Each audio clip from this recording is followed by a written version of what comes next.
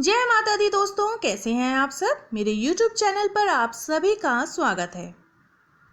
ज्येष्ठ माह के शुक्ल पक्ष की पूर्णिमा तिथि को वट पूर्णिमा का व्रत किया जाता है।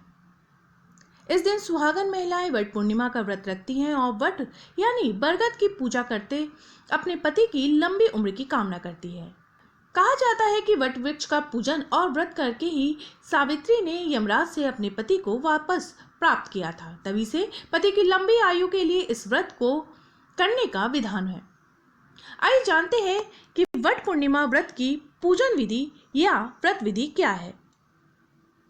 वट पूर्णिमा के उपवास सुहागन महिलाएं ही करती है। इस दिन महिलाएं सुबह उठकर नए कपड़े पहनती है और 16 श्रृंगार करती है। इस दिन वट वृक्ष के नीचे बैठकर पूजा आराधना करनी चाहिए। पूजा के लिए एक बांस की टोकरी में 7 तरह के अनाज रखे जाते हैं, उसे कपड़े से ढक दिया जाता है। साथ ही दूसरी टोकरी में माता सावित्री की प्रतिमा रखी जाती है और उसको भी कपड़े से ढक देते हैं।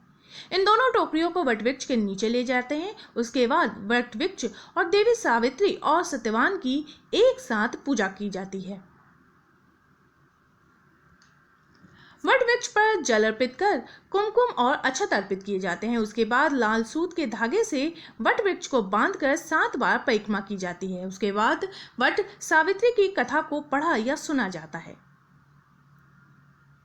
फिर चने गुड़ का प्रसाद दिया जाता है और विवाहित महिलाएं वट वृक्ष पर सुहाग का सामान भी अर्पित करती हैं। उसके पश्चात घर के बड़ों का पैर छूकर आशीर्वाद प्राप्त किया जाता है और मीठा खाकर व्रत खोला जाता है।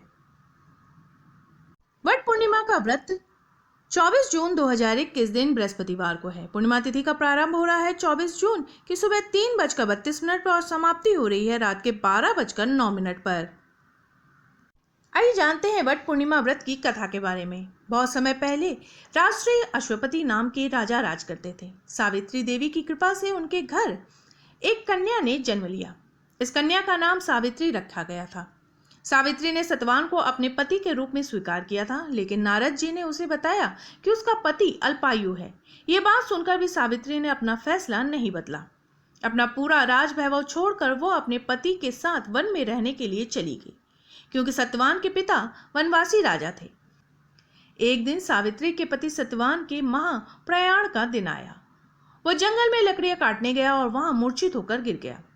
उस समय यमराज जी उसकी जान लेने के लिए आए, लेकिन सावित्री को ये बात पता थी और वो 3 दिन से व्रत कर रही थी। उसने यमराज से प्रार्थना की कि वो सतवान की जान ना ले, लेकिन यमराज उसकी बात नहीं माने। इस बात से परेशान सावित्री यमराज का पीछा करने लगी। यमराज ने उसे बहुत बार मना किया, लेकिन वो अपने पति के लिए उनका पीछा करती रही। सावित्री का साहस देखकर यमराज बहुत खुश हुए और उसे 3 वरदान मांगने के लिए कहा। सावित्री ने पहला वरदान सत्यवान के माता पिता के नेत्रों की ज्योति मांगी। दूसरा वरदान उसने अपना छीना हुआ राज वापस मांगा और तीसरे वरदान से उसने 100 पुत्रों का आशीर्वाद मांगा। यमराज ने सावित्री को तथास्तु कहा। उन्हें ये पता चल गया था कि सावित्री अपने पति को जाने नहीं देगी। अखंड सौभाग्य का वरदान देने के बाद यमराज वहां से चले गए। उस समय सावित्री अपने पति के साथ वट वृक्ष के नीचे बैठी थी, इसलिए इस दिन महिलाएं वट वृक्ष की पूजा करती हैं।